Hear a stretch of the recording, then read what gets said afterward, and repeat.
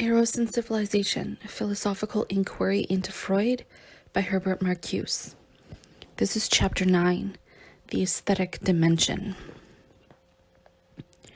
Obviously, the aesthetic dimension cannot validate a reality principle. Like imagination, which is its constitutive mental faculty, the realm of aesthetics is essentially unrealistic.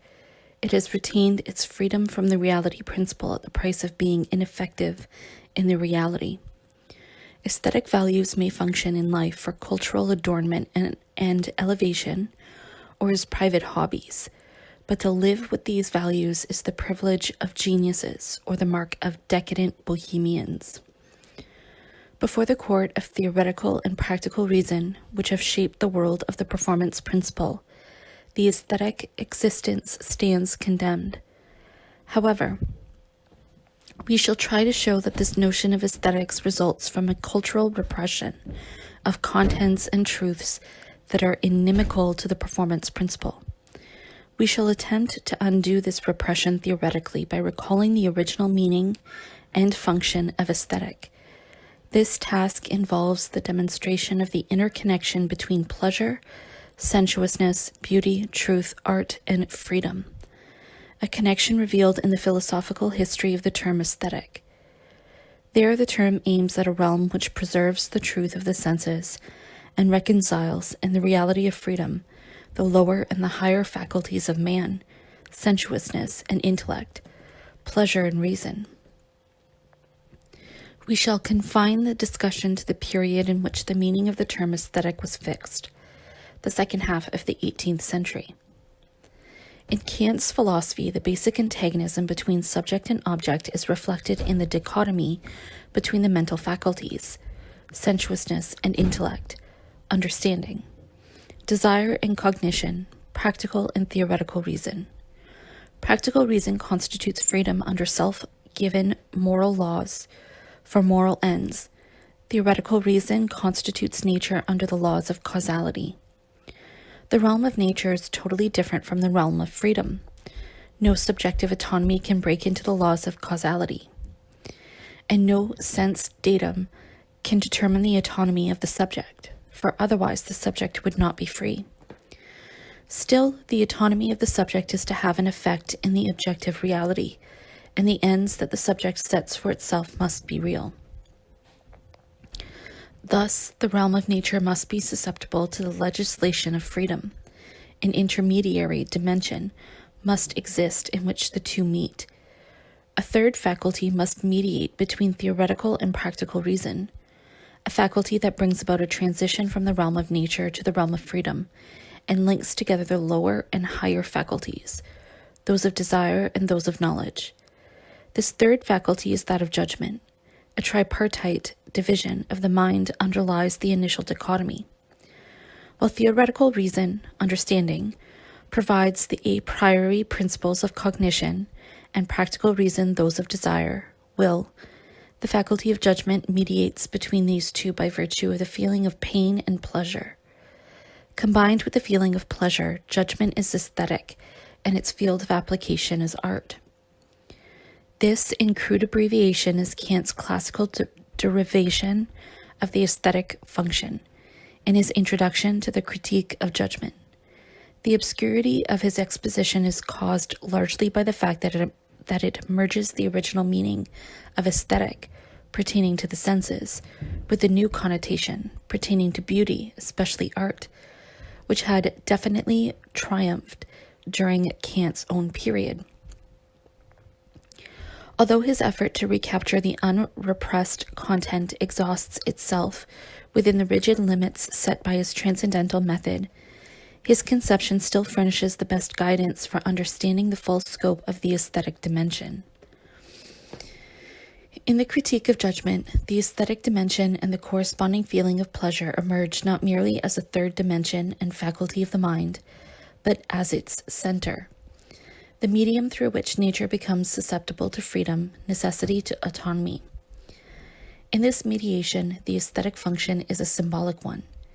The famous paragraph 59 of the Critique is entitled, "Of Beauty as the Symbol of Morality." In Kant's system, morality is the realm of freedom, in which practical reason realizes itself under self-given laws. Beauty symbolizes this realm insofar as it demonstrates intuitively the reality of freedom. Since freedom is an idea to which no sense perception can correspond, such demonstration can only be indirect, symbolical, per analogiam. We shall presently try to elucidate the ground for this strange analogy, which is at the same time the ground on which the aesthetic function links the lower faculties of sensuousness to morality. Before doing so, we wish to recall the context in which the problem of aesthetics became acute. Our definition of the specific historical character of the established reality principle led to a re-examination of what Freud considered to be its universal validity. We questioned this validity in view of the historical possibility of the abolition of the repressive controls imposed by civilization. The very achievements of this civilization seemed to make the performance principle obsolete, to make the repressive utilization of the instincts archaic. But the idea of a non-repressive civilization on the basis of the achievements of the performance principle encountered the argument that instinctual liberation, and consequently total liberation, would explode civilization itself, since the latter is sustained only through renunciation and work, labor. In other words, through the repressive utilization of instinctual energy. Freed from these constraints, man would exist without work and without order. He would fall back into nature, which would destroy culture. To meet this argument, we recalled certain archetypes of imagination, which, in contrast to the culture heroes of repressive productivity, symbolized creative receptivity. These archetypes envisioned the fulfillment of man in nature, not through domination and exploitation, but through release of inherent libidinal forces. We then set ourselves the task of verifying these symbols, that is to say, demonstrating their truth value as symbols of a reality principle beyond the performance principle. We thought that the representative content of the Orphic and narcissistic images was the erotic reconciliation, union of man and nature in the aesthetic attitude, where order is beauty and work is play. The next step was to eliminate the distortion of the aesthetic attitude into the unreal atmosphere of the museum or of Bohemia. With this purpose in mind, we tried to recapture the full content of the aesthetic dimension by looking for its philosophical legitimation. We found that, in Kant's philosophy, the aesthetic dimension occupies the central position between sensuousness and morality, the two poles of the human existence. If this is the case, then the aesthetic dimension must contain principles valid for both realms. The basic experience in this dimension is sensuous rather than conceptual. The aesthetic perception is essentially intuition, not notion. The nature of sensuousness is receptivity, cognition through being affected by given objects. It is by virtue of its intrinsic relation to sensuousness that the aesthetic function assumes its central position. The aesthetic perception is accompanied by pleasure. This pleasure derives from the perception of the pure form of an object, regardless of its matter and of its internal or external purpose. An object represented in its pure form is beautiful. Such representation is the work, or rather the play, of imagination. As imagination, the aesthetic perception is both sensuousness and at the same time more than sensuousness, the third basic faculty. It gives pleasure and is therefore essentially subjective. But insofar as this pleasure is constituted by the pure form of the object itself, it accompanies the aesthetic perception universally and necessarily for any perceiving subject. Although sensuous and therefore receptive, the aesthetic imagination is creative. In a free synthesis of its own, it constitutes beauty. In the aesthetic imagination, sensuousness generates universally valid principles for an objective order. The two main categories defining this order are purposiveness without purpose, and lawfulness without law. They circumscribe, beyond the Kantian context, the essence of a truly non-repressive order. The first defines the structure of beauty, the second that of freedom. Their common character is gratification in the free play of the released potentialities of man and nature. Kant develops these categories only as processes of the mind, but the impact of his theory on his contemporaries went far beyond the frontiers established by his transcendental philosophy. A few years after the publication of the Critique of Judgment, Schiller derived from Kant's conception the notion of a new mode of civilization. To Kant, purposiveness without purpose, formal purposiveness, is the form in which the object appears in the aesthetic representation. Whatever the object may be, thing or flower, animal or man, it is represented and judged not in terms of its usefulness, not according to any purpose it may possibly serve, and also not in view of its internal finality and completeness. In the aesthetic imagination, the object is rather represented as free from all such relations and properties, as freely being itself. The experience in which the object is thus given is totally different from the everyday, as well as scientific experience. All links between the object and the world of theoretical and practical reason are severed, or rather suspended. This experience, which releases the object into its free being, is the work of the free play of imagination. Subject and object become free in a new sense. From this radical change in the attitude toward being results a new quality of pleasure, generated by the form in which the object now reveals itself.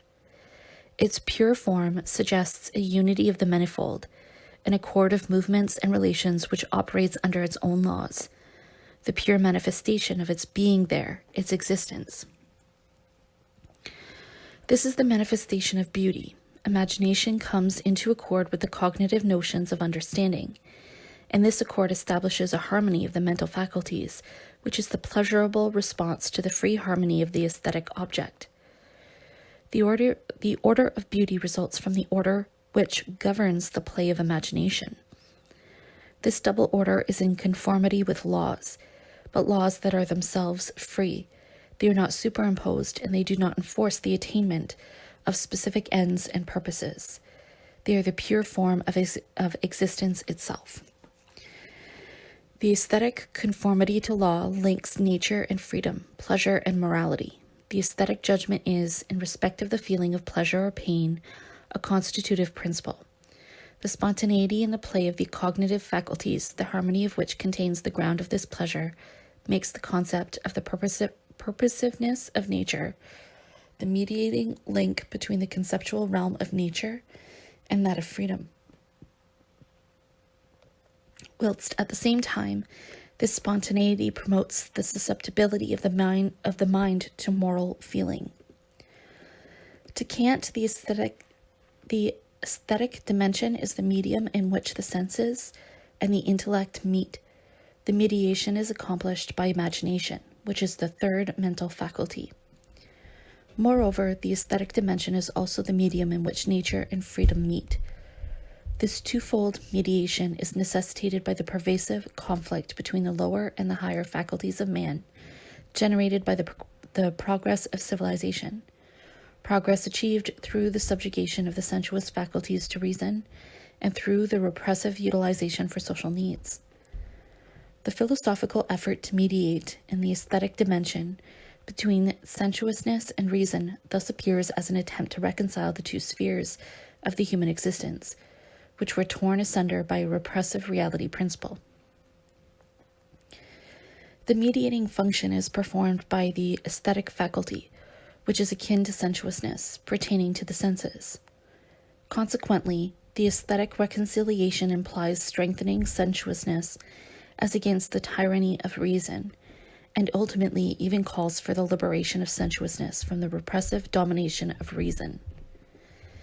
Indeed, when, on the basis of Kant's theory, the aesthetic function becomes the central theme of the philosophy of culture, it is used to demonstrate the principles of a non-repressive civilization, in which reason is sensuous and sensuousness rational.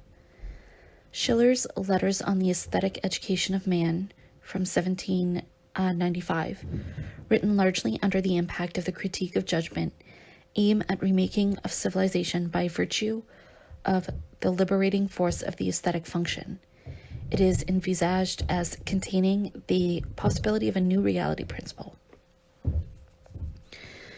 The inner logic of the tradition of Western thought impelled Schiller to define the new reality principle and the new experience corresponding to it as aesthetic.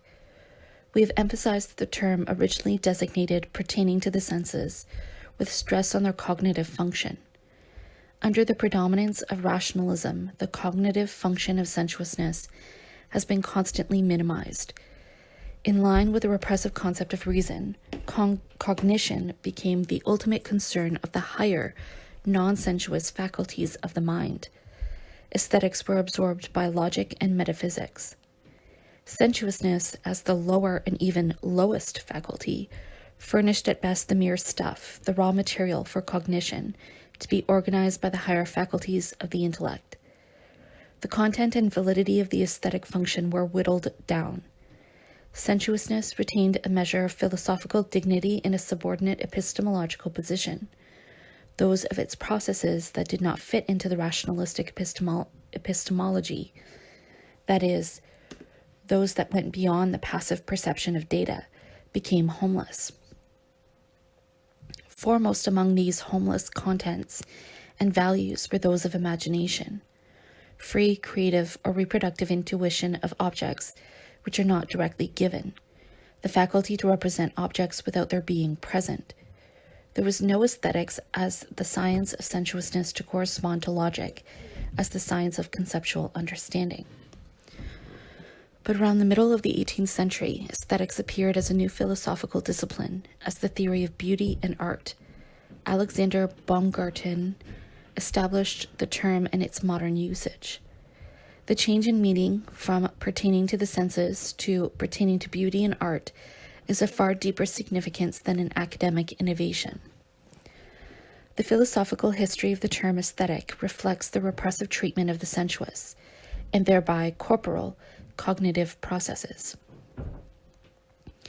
In this history, the foundation of aesthetics as an independent discipline counteracts the repressive rule of reason. The efforts to demonstrate the central position of the aesthetic function and to establish it as an existential category invoke the inherent truth values of the senses against their deprivation under the prevailing reality principle. The discipline of aesthetics installs the order of sensuousness as against the order of reason, introduced into the philosophy of culture.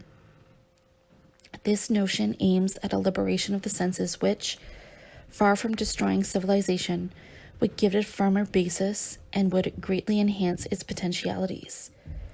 Operating through a basic impulse, namely the play impulse, the aesthetic function would abolish compulsion and place man both morally and physically in freedom. It would harmonize the feelings and affections with the ideas of reason, deprive the laws of reason of their moral compulsion, and reconcile them with the interests of the senses. It will be objected that this interpretation, which connects the philosophical term sensuousness as a cognitive mental faculty with liberation of the senses, is a mere play on an etymological ambiguity. The root sense in sensuousness no longer justifies the connotation of sensuality. In German, sensuousness and sensuality are still rendered by one and the same term, Sinnlichkeit. It connotes instinctual, especially sexual, gratification, as well as cognitive sense perceptiveness and representation, sensation.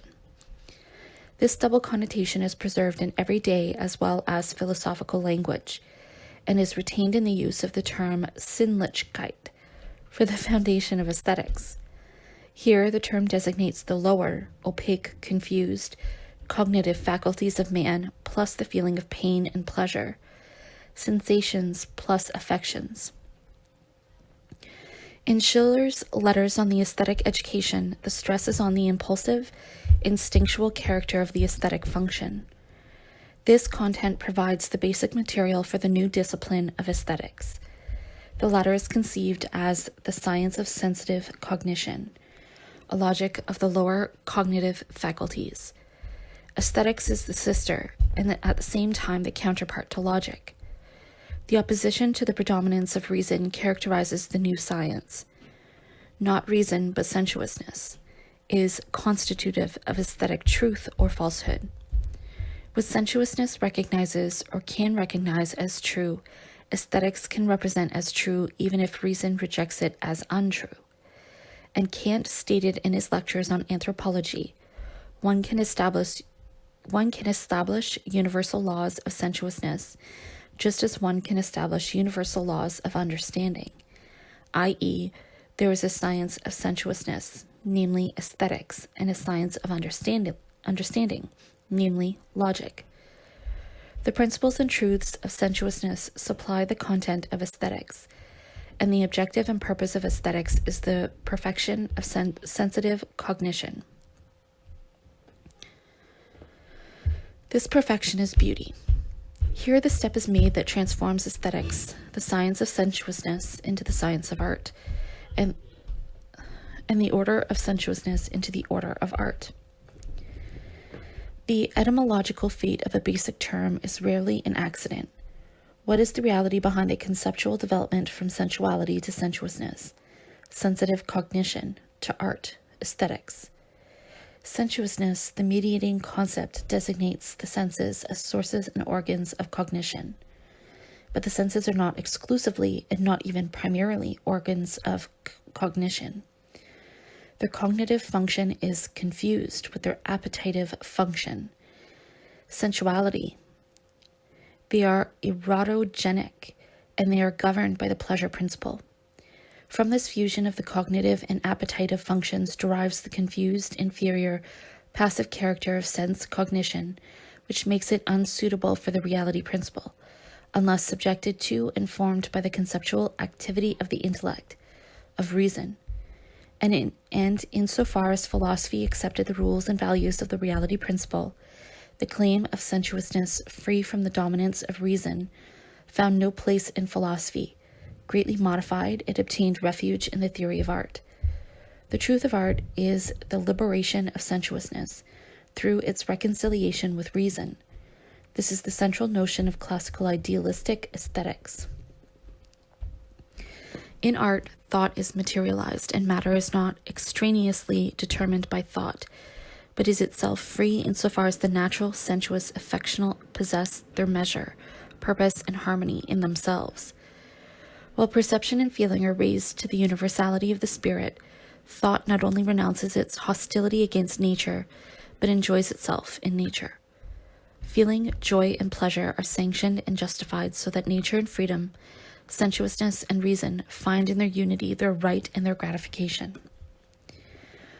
Art challenges the prevailing principle of reason. In representing the order of sensuousness, it invokes a tabooed logic, the logic of gratification as against that of repression. Behind the sublimated aesthetic form, the unsublimated content shows forth the commitment of art to the pleasure principle. The investigation of the erotic roots of art plays a large role in psychoanalysis. However, these roots are in the work and function of art rather than in the artist. The aesthetic form is sensuous form, constituted by the order of sensuousness. If the perfection of sense cognition is defined as beauty, this definition still retains the inner connection with instinctual gratification, and aesthetic pleasure is still pleasure. But the sensual origin is repressed, and the gratification is in the pure form of the object. As aesthetic value, the non-conceptual truth of the senses is sanctioned, and freedom from the reality principle is granted to the free play of creative imagination.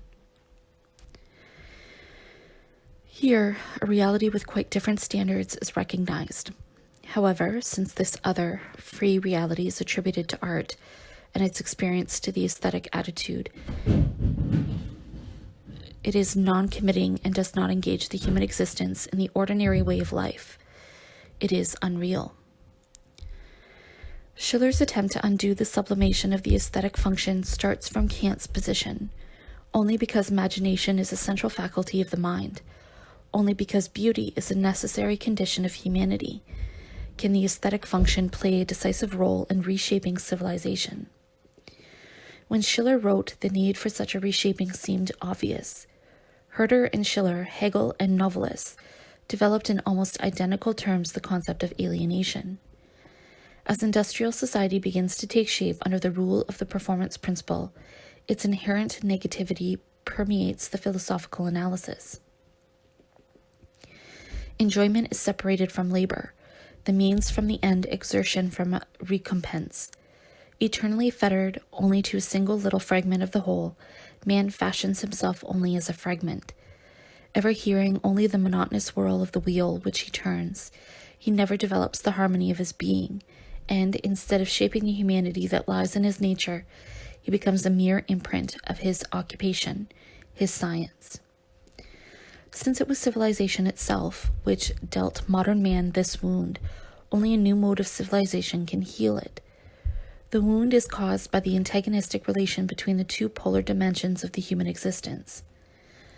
Schiller describes this antagonism in a series of paired concepts: sensuousness and reason, matter and form, spirit, nature and freedom, the particular and the universal.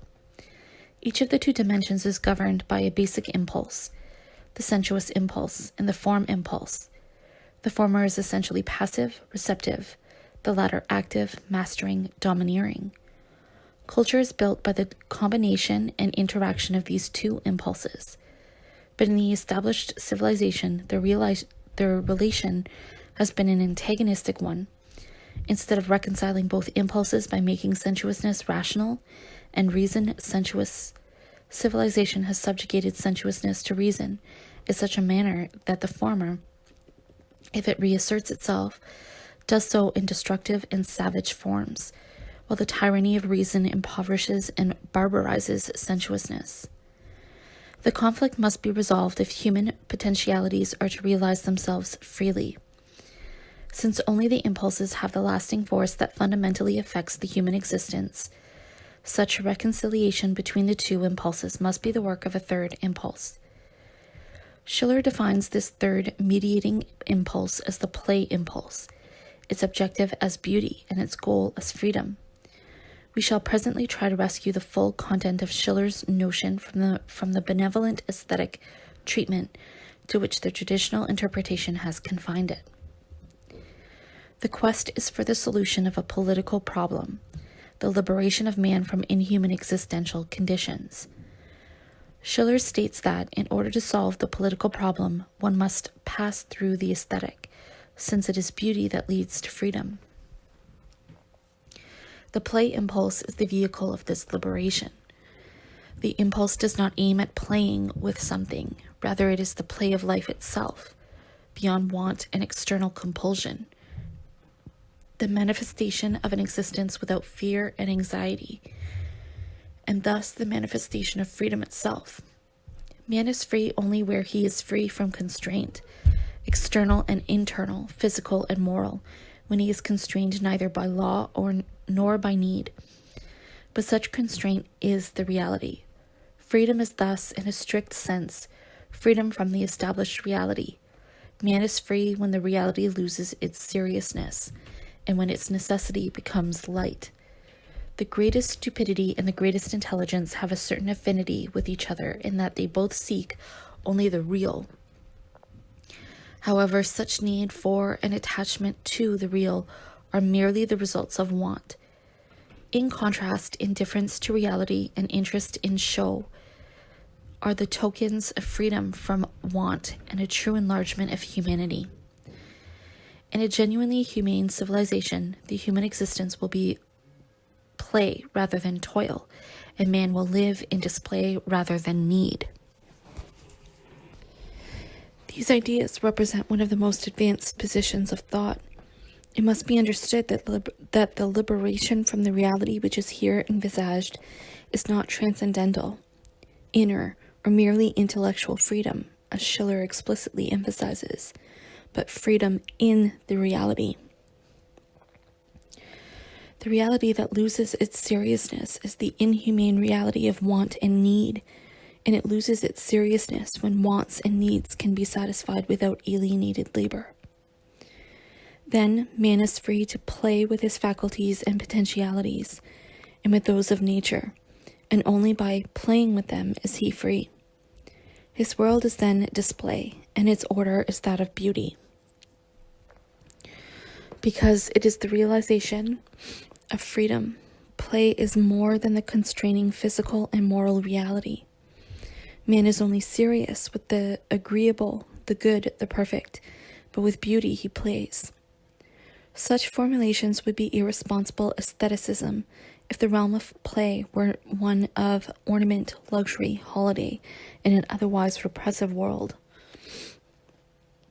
But here the aesthetic function is conceived as a principle governing the entire human existence, and it can do so only if it becomes universal. Aesthetic culture presupposes a total revolution in the mode of perception and feeling, and such revolution becomes possible only if civilization has reached the highest physical and intellectual maturity. Only when the constraint of need is replaced by the constraint of superfluity, abundance, will the human existence be impelled to a free movement which is itself both end and means. Liberated from the pressure of painful purposes and performances necessitated by want, man will be restored into the freedom to be what he ought to be. But what ought to be will be freedom itself, the freedom to play. The mental faculty exercising this freedom is that of imagination. It traces and projects the potentialities of all being. Liberated from their enslavement by constraining matter, they appear as pure forms. As such, they constitute an order of their own. They exist according to the laws of beauty. Once it has really gained ascendancy as a principle of civilization, the play impulse would literally transform the reality. Nature, the objective world, would then be experienced primarily neither as dominating man, as in primitive society, nor as being dominated by man, as in the established civilization, but rather as an object of contemplation. With this change in the basic and formative experience, the object of experience itself changes, released from violent domination and exploitation, and instead shaped by the play impulse. Nature would also be liberated from its own brutality and would become free to display the wealth of its purposeless forms which express the inner life of its objects. And a corresponding change would take place in the subjective world. Here, too, the aesthetic experience would arrest the violent and exploitative productivity which made man into an instrument of labor. But he would not be returned to a state of suffering passivity. His existence would still be activity, but what he possesses and produces need bear no longer the traces of servitude, the fearful design of its purpose. Beyond want and anxiety, human activity becomes display, the free manifestation of potentialities. At this point, the explosive quality of Schiller's conception comes into focus.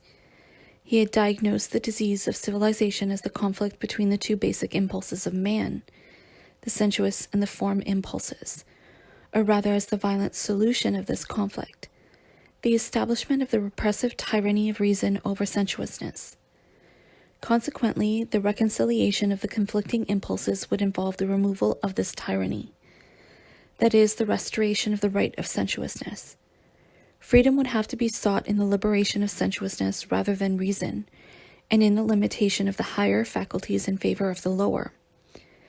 In other words, the salvation of culture would involve abolition of the repressive controls that civilization has imposed on sensuousness.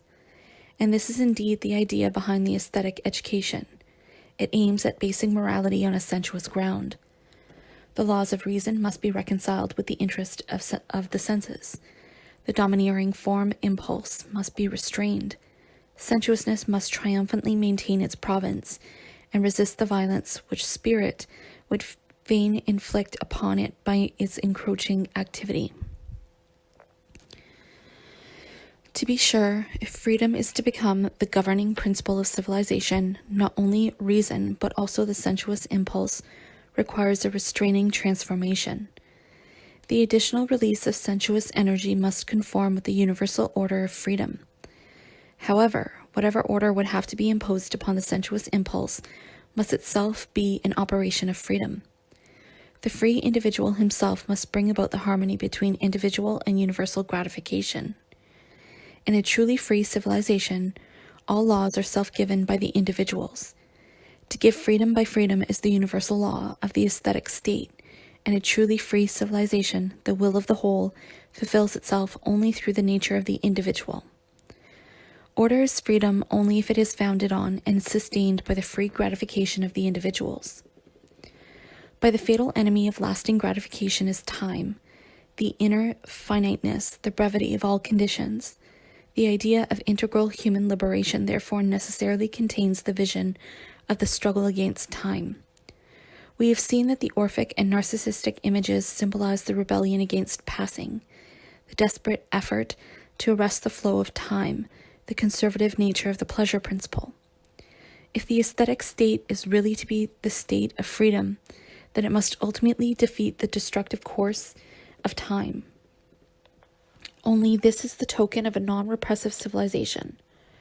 Thus, Schiller attributes to the liberating play impulse the function of abolishing time and time, of reconciling being and becoming, change and identity. In this task culminates the progress of mankind to a higher form of culture. The idealistic and aesthetic sublimations which prevail in Schiller's work do not vitiate its radical implications. Jung recognized these implications and was duly frightened by them. He warned that the rule of the play impulse would bring about a release of repression, which would entail a depreciation of the hitherto highest values, a catastrophe of culture, in a word, barbarism. Schiller himself was apparently less inclined than Jung to identify repressive culture with culture as such.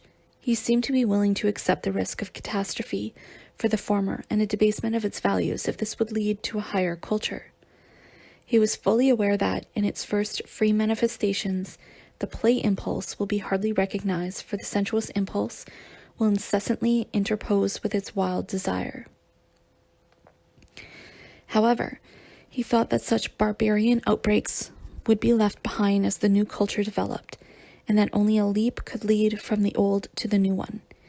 He did not concern himself with the catastrophic changes in the social structure that this leap would involve. They lay beyond the limits of idealistic philosophy, but the direction of the change toward a non-repressive order is clearly indicated in his aesthetic conception.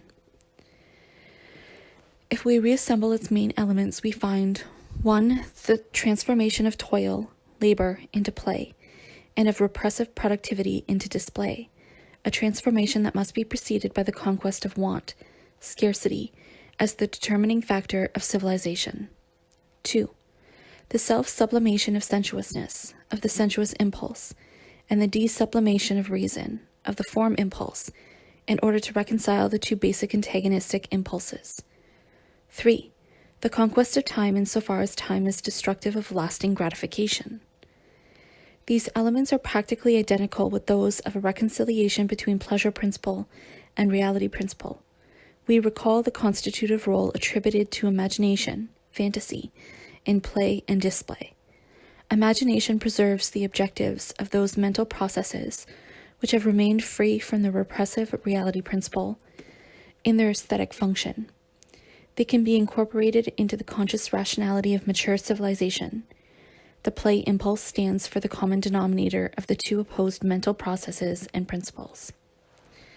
Still another element links the aesthetic philosophy with the Orphic and narcissistic images, the view of a non-repressive order in which the subjective and objective world, man and nature, are harmonized.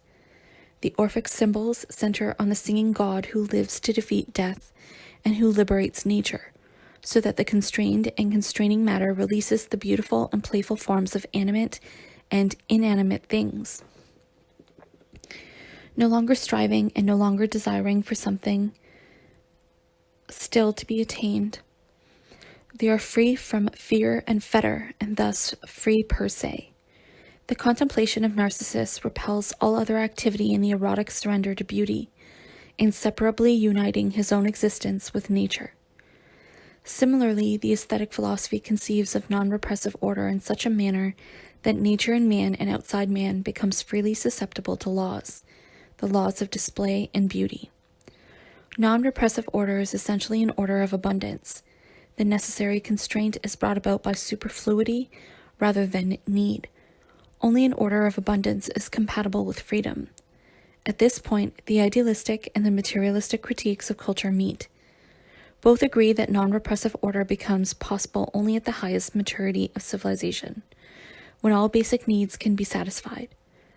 With a minimum expenditure of physical and mental energy and a minimum of time, rejecting the notion of freedom which pertains to the rule of performance principle, they reserve freedom for the new mode of existence that would emerge on the basis of universally gratified existence needs. The realm of freedom is envisioned as lying beyond the realm of necessity. Freedom is not within, but outside the struggle for existence. Possession and procurement of the necessities of life are the prerequisite rather than the content of a free society.